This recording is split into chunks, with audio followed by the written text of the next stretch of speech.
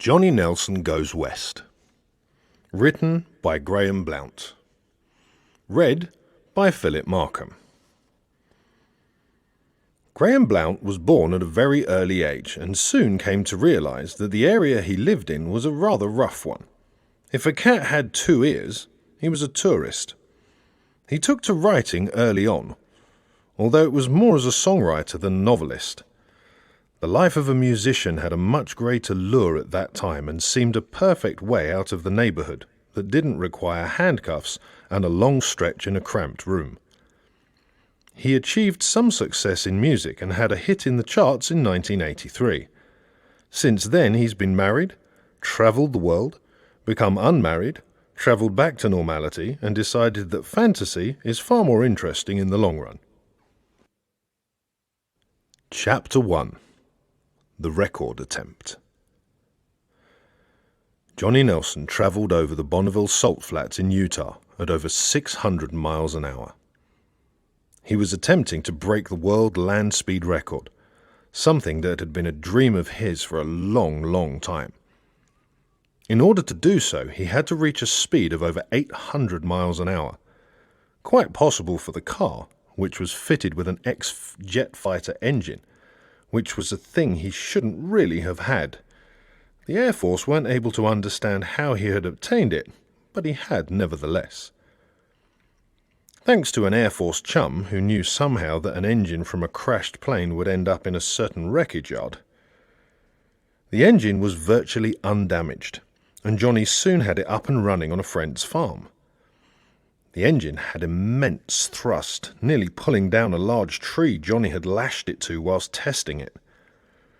Building the car proved to be more of a problem, mainly due to finances. Johnny Nelson had been a racing driver for a very long time, starting as early as 18. Although he had won a few races, he'd never quite reached the top.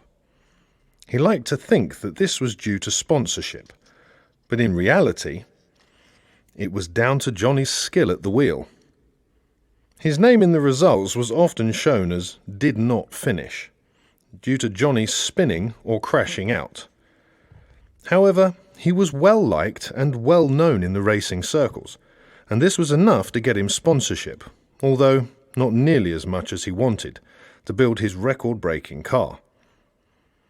Johnny had the car built and tested in America, because he knew someone who had built several before, and they had the knowledge to construct a really good car, and also he thought it would be cheaper. At least he wouldn't have to pay to have the car shipped across the Atlantic when he was finished. Eclipse 1, as Johnny had named it, was built very quickly, and all the testing on the salt flats had gone very well, apart from a slight problem with the wheels. No, Johnny's big worry was the salt flats themselves. Really, although it was 40 miles long, it was still too short for the speeds he was trying to achieve. The last record was reached in Australia, and ideally Johnny would have gone there, but again, it all came down to money. He just had to do it at Bonneville, come what may. Johnny then looked at the digital speed display. It showed 650 miles an hour. At this speed, the Eclipse 1 was covering a mile in under 6 seconds, but the car was still pulling strongly and the speed display kept going up 10 miles an hour faster than Johnny could blink. Even at that speed, he paused to think how he'd ever come to be here. Johnny hadn't gotten on very well with his father. "You'll never be anything or do anything worthwhile," his father would often say, wanting his son to be an accountant in the family firm. This didn't appeal to Johnny at all, preferring to spend money rather than waste all day adding it up. Johnny didn't care. He was a free spirit. One day he would be a world champion racing driver.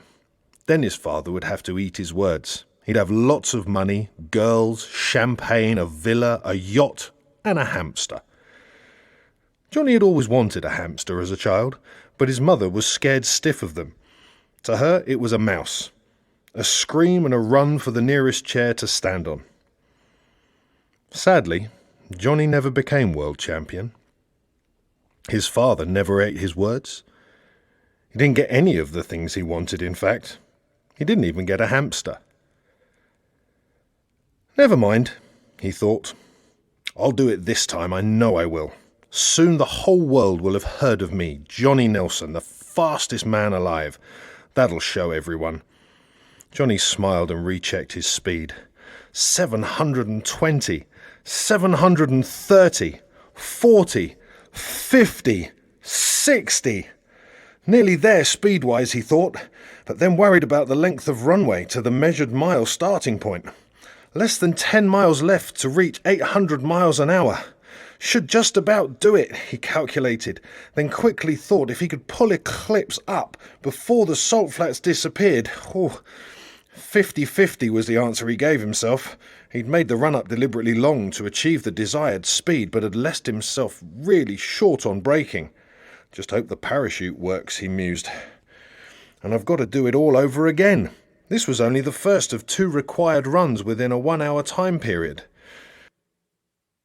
At that point, Johnny was convinced that he was going to do it. Just then, Eclipse 1 started vibrating. "Oh no," Johnny said out loud. He had had this problem on an earlier high-speed run after the final testing. What caused it was the steel wheels biting into the salt flats. Johnny had new wheels made that were wider, but it was a case of a fine balance between making them too wide, possibly failing the bodywork or causing extra friction, and then not obtaining the required speed. The aluminium wheels were, unfortunately, biting into the salt flats. "Blast it," thought Johnny. "What do I do?" He could pull up and ruin the attempt, or take a chance and carry on. If he stopped, it would all be over. Autumn was coming to Utah. There wouldn't be nearly enough time to make new wheels again. Anyway, he couldn't really afford new wheels. To come back next year and try again just didn't seem to be an option. The likelihood of Johnny raising more sponsorship was remote, to say the least, and his dream would be over. "No," thought Johnny. "I have to carry on." Going through all his options in seconds in his mind. At least he could still make a snap decision, but unfortunately it was the wrong decision. Suddenly, Eclipse 1 lurched downwards at the offside front, digging hard into the salt flats, and began rolling over and over and over again for what seemed like an eternity.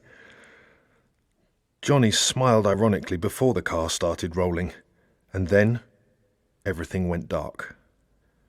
He didn't even know that Eclipse 1 had finally come to rest on its wheels, the wheels that had let it down. Smoke was rising from the silver and red bodywork, with Eclipse 1 proudly written on it. The dream, however, was over. Or was it?